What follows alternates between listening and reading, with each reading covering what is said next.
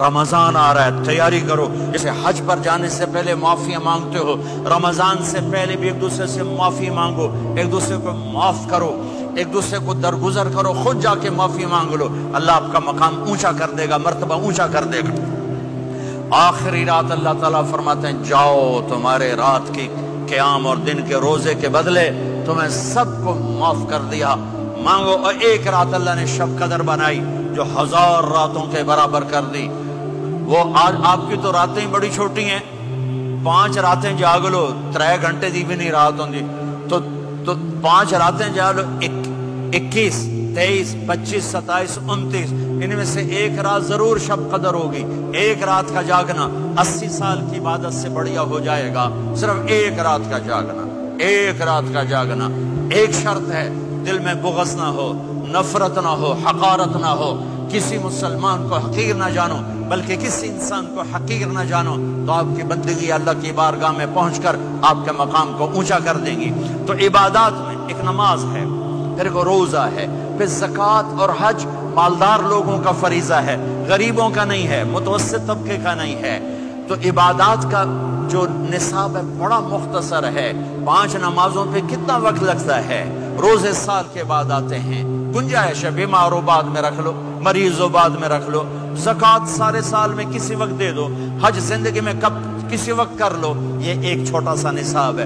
دوسرا میرے نبی کی زندگی کا پہلو جسے میں ہائی لائٹ کرنا چاہتا ہوں، جو نمایاں ہے، جو روشن ہے، وہ میرے نبی کی زندگی ہے، وہ میرے نبی کے اخلاق ہیں، وہ میرے نبی کا درگزر ہے، میرے نبی کا پیغام محبت ہے. میرے نبی نے فرمایا اسلام کا سب سے مضبوط عمل کیا ہے؟ ایو اور الاسلام اوثق. صحابہ نے کہا الصلاۃ، نماز. آپ نے کہا نہیں. جہاد؟ آپ نے کہا نہیں. روزہ؟ آپ نے کہا نہیں. حج؟ آپ نے کہا نہیں. اسلام کا سب سے مضبوط عمل کیا ہے؟ صحابہ نماز. جی نہیں. جہاد نہیں. روزہ نہیں. حج نہیں. اچھا یا رسول اللہ پھر کیا ہے؟ سنو غور سے، توجہ سے. میرے نبی نے فرمایا اسلام کا سب سے مضبوط عمل آپس میں محبت کرنا ہے. اللہ کے لیے محبت کرنا ہے، اللہ کے لیے محبت کرنا ہے، اللہ کے لیے محبت کرنا ہے. اسلام پیغام محبت ہے. میرے نبی کی زندگی محبت کی پوری تصویر ہے. کسی سے نفرت نہیں، بغض اللہ کے لیے، محبت اللہ کے لیے. یہ اسلام کا سب سے مضبوط عمل ہے. میرے بھائیوں، میری بہنوں، اب دور دراز جگہ میں ہو، اب آپ یہیں کے جن کے پاس پاسپورٹ ہیں وہ یہیں کے شہری ہیں. یہ آپ کا دیس ہے، یہ آپ کا وطن ہے. اسے محبت سے بھرو. پاکستان کی نفرتیں یہاں نہ زندہ کرو، ہندوستان کی نفرتیں، بنگال کی نفرتیں یہاں مت زندہ کرو. آپس میں امت بن کے رہو، مذہب کے نام پہ مت لڑو.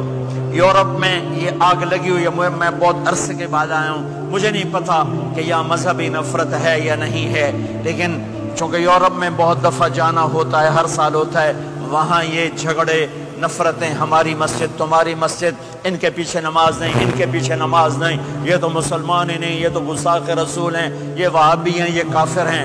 دیکھو میں یہ ہاتھ جوڑتا ہوں، امت بن کے رہو، امت بن کے رہو، مومن بن کے رہو، مسلم بن کے رہو، مومنہ بن کے رہو، مسلمہ بن کے رہو. اختلاف رائے کو برداشت کرو. یہاں چاند کے مسئلے میں اختلاف ہوتا ہے، روزے کے ٹائم میں اختلاف ہوتا ہے. علماء سے کہتا ہوں اس اختلاف کو مٹھاؤ. جس میں سہولت ہو سارے وہ لے لو.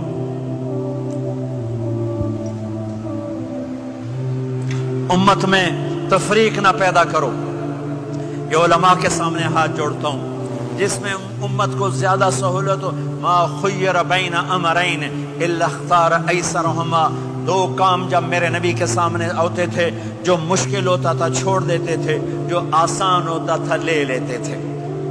تو میرے بھائی بہنوں، یہ مذہب کی نفرت پاکستان میں، بنگلہ دیش میں اور انڈیا میں آگ لگی ہوئی ہے.